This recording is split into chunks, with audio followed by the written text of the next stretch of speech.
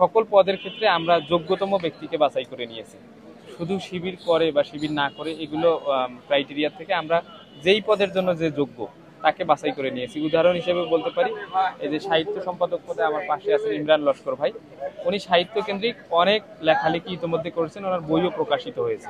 এভাবে সাংস্কৃতিক সম্পাদক পদে যারা সংস্কৃতির ক্ষেত্রে বিভিন্ন গোষ্ঠীতে আয়োজন বিভিন্ন গোষ্ঠীতে পরিচালনা করেছেন, নানা আয়োজন ক্যাম্পাসে রেখেছেন, তাদেরকে রেখেছি। এভাবে ইনক্লুসিভ বা যোগ্যতম ব্যক্তিদেরকে রেখেছি।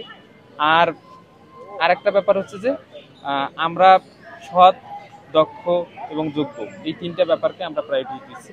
যে সততার ক্ষেত্রে আমরা অনড় থাকবো, আগেও যেরকম ছিলাম। এবং প্রথম থেকেই আমাদের নানা আয়োজনগুলো শিক্ষার্থীরা যেহেতু দেখে আসছে ঢাকা বিশ্ববিদ্যালয়, জাহাঙ্গীরনগর এবং রাজশাহী বিশ্ববিদ্যালয়ে, তারই প্রতিক্রিয়া হিসেবে সকল শিক্ষার্থীরা আমাদেরকে আমি মনে করি ভোট দেওয়ার ক্ষেত্রে প্রিফার মনে করছে।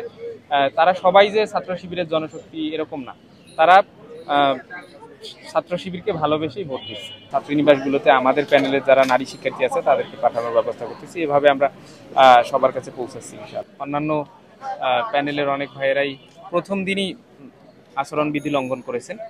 তো আমরা আহ্বান জানাবো এটা যেন না করা হয়। আমরা সুনির্দিষ্ট অভিযোগ থাকলে সেটা প্রশাসনকে দিব লিখিতভাবে। আমরা এটা নিয়ে কাদা ছোড়াছুরি করতে চাই না। সবাই মিলে আমেজপূর্ণভাবে সুন্দরভাবে নির্বাচনটা হোক।